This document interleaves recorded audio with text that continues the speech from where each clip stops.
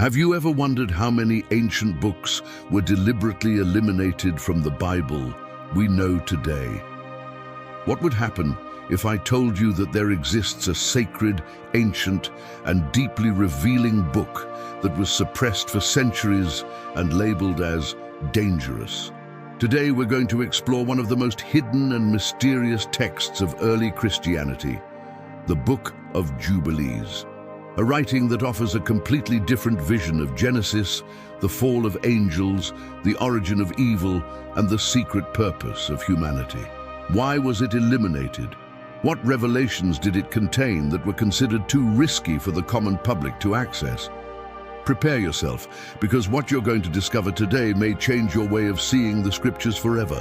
And if you love these hidden mysteries, I invite you to subscribe and leave a comment with your opinion at the end of the video. Let's begin this journey into forbidden knowledge. The Book of Jubilees, also known as the Little Genesis, is an ancient religious text that was found among the famous Dead Sea Scrolls in the caves of Qumran. It is believed to have been written between the 2nd and 1st centuries before Christ, probably in Hebrew, although the versions that have come down to us are in Ethiopic and Greek.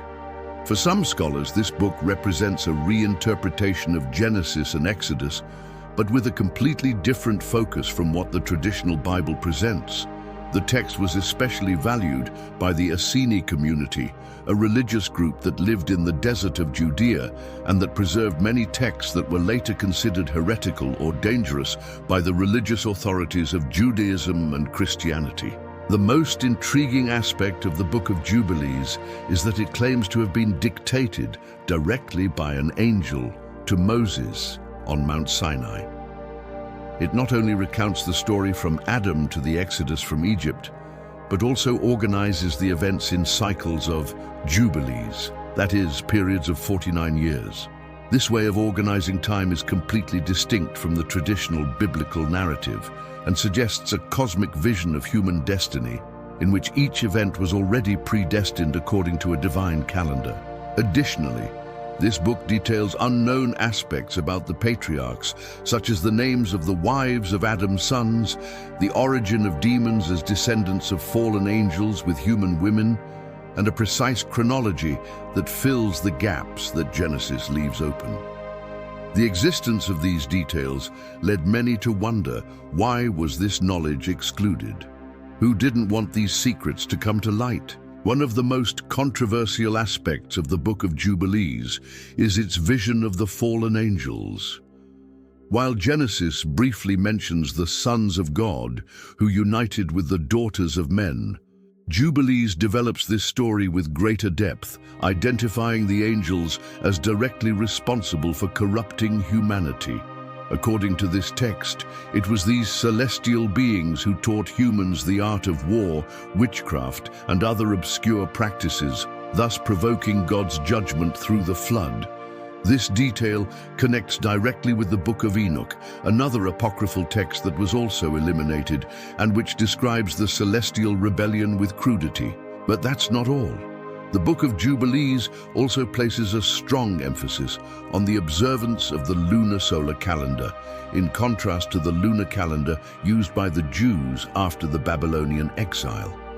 For the authors of the book, changing the calendar meant altering God's sacred time, which was an abomination. According to this vision, the religious leaders of the time were leading the people astray by modifying the calendar and breaking with divine order. This accusation, of course, was dangerous, since it challenged the authority of the priests and the established religious system. Furthermore, Jubilees insists that the law was revealed to Moses even before the 10 Commandments were given, which questions the idea that the people of Israel were ignorant until Sinai. Instead, it presents the patriarchs as guardians of an eternal law, transmitted from Adam, which suggests a divine continuity that didn't depend on Moses or the Exodus covenant. This would imply that the true tradition was betrayed by later religious institutions, something that many leaders could not tolerate. To understand why the Book of Jubilees was systematically eliminated from the official scriptures, we must travel to the time of the first theological and political disputes that shaped what we today call the Bible. In the first centuries before and after Christ, Judaism and nascent Christianity were undergoing a profound transformation. The selection of sacred texts was not a purely spiritual process, but also a struggle for power, ideology, and control of the masses. The religious leaders of the time, both Jewish and Christian, knew that knowledge was power, and they were not willing to share everything. The Book of Jubilees was considered too radical. Its insistence on an alternative calendar directly challenged the authority of the Temple of Jerusalem, the heart of official Judaism. By promoting a different system of times, the book was implicitly saying that the feast days, sacrifices, and laws observed in the temple were not correct. This affirmation, in ancient times, was more than a simple difference of opinion. It was an open threat to the religious and political order. When the rabbis began to establish what would later be known as the Hebrew canon, the Book of Jubilees was one of many texts deliberately excluded. Along with the Book of Enoch, the Book of Giants, and other Qumran texts, it was considered dangerous, heretical, or simply unnecessary. In reality, it was a way to ensure that only one narrative predominated, a narrative that served the interests of those in power. But the story doesn't end there. During the first centuries of Christianity, various Christian communities, especially in Egypt, Ethiopia, and Syria, continued reading and revering the Book of Jubilees. For them, this text offered spiritual truths that completed and clarified Genesis. In fact, the Ethiopian Orthodox Church considers it canonical to this day. Why then was it eliminated in the West? Because Roman Christianity, as it became institutionalized, began to impose a uniform doctrine that excluded everything it couldn't control. The Church Fathers like Origen and Jerome knew the Book of Jubilees, but chose to ignore it or discredit it. They saw it as a relic of a faith that was too Jewish, too mystical, too far from what they wanted to establish as official doctrine. Additionally, the fact that this book spoke of rebel angels, demons, sacred calendars, and an eternal law revealed before Moses directly challenged the Pauline teachings that said the law had been abolished in Christ. In other words, the Book of Jubilees didn't fit the narrative of a universal Christianity that had to present itself as different from Judaism. For ecclesiastical leaders, keeping this text within the canon was to risk losing control over biblical interpretation.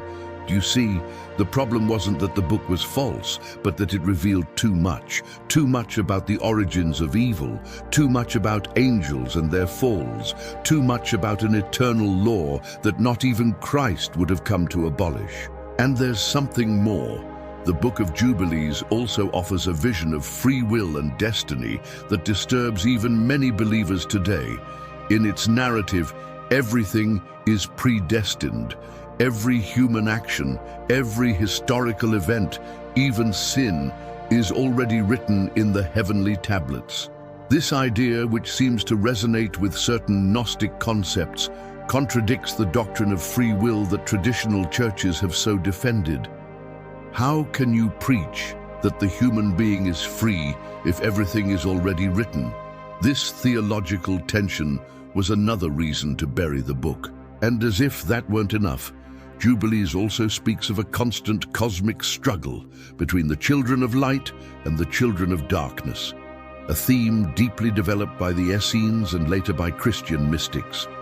This dualistic vision of the world, where there is a constant spiritual war between two forces operating behind human history, was considered too close to Gnostic heresies. The Church couldn't allow this narrative to spread. For these reasons, the Book of Jubilees was silenced, labeled as apocryphal, relegated to the margins of official religious thought. But it was never completely destroyed. It survived in Ethiopian monasteries, hidden in caves, safeguarded by small groups of believers who knew that in its pages there was a truth too powerful to be forgotten. After centuries of silence, prohibitions, and being erased from pulpits and sacred printing presses, the Book of Jubilees has resurfaced with force in recent times. Thanks to the discovery of the Dead Sea Scrolls and the Ethiopian translations preserved for generations, today it's possible to have access to its content.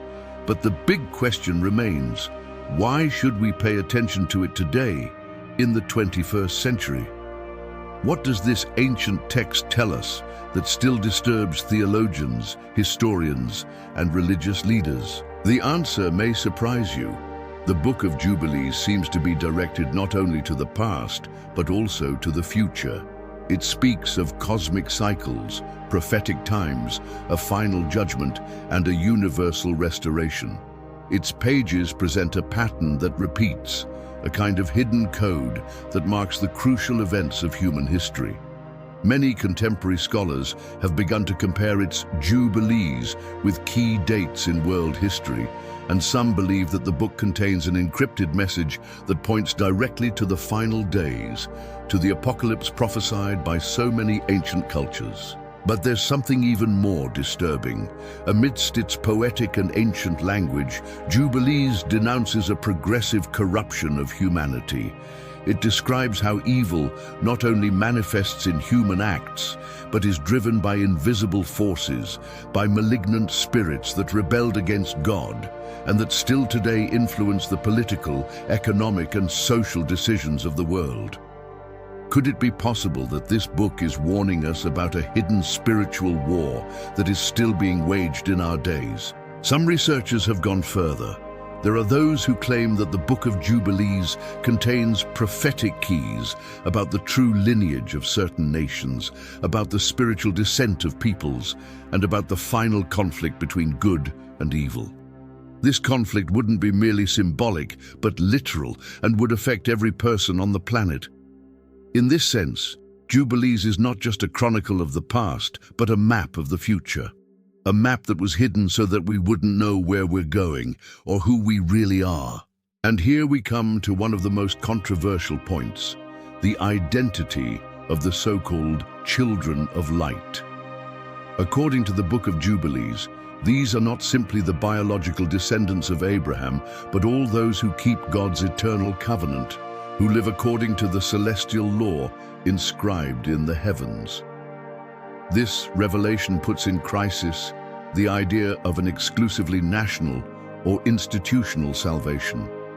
For Jubilees, salvation is linked to an interior fidelity, to a divine calling that transcends races, religions, and human structures. In a world where truth is manipulated, where media shows us what's convenient, and where spirituality has become a market product, the Book of Jubilees appears as an uncomfortable voice.